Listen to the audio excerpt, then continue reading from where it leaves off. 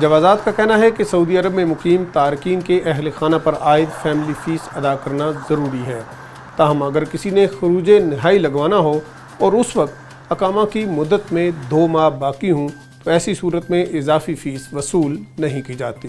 خروج نہائی ویزے کے بعد 60 دن کی مہلت ہوتی ہے۔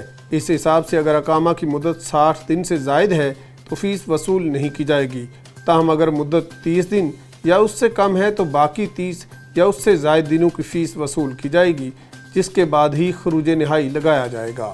واضح رہے کہ سعودی عرب میں مقیم غیر ملکیوں کے ہر فیملی ممبر پر ماہانہ بنیاد پر فیس عائد کی جاتی ہے، جس کا آغاز 2017 میں کیا گیا تھا۔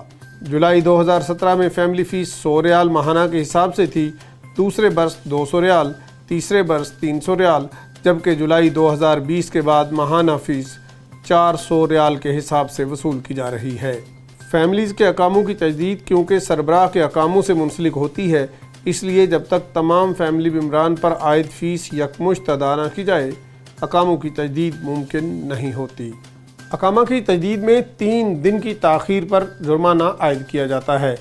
پہلی مرتبہ تاخیر ہونے پر 500 ریال، جبکہ دوسرے برس بھی تاخیر ہونے پر 1000 ریال کے حساب سے جرمانہ وصول کیا جاتا ہے۔ اس خبر اور دیگر خبروں کی تفصیل جاننے کے لیے وزٹ کیجیے urdunews.com۔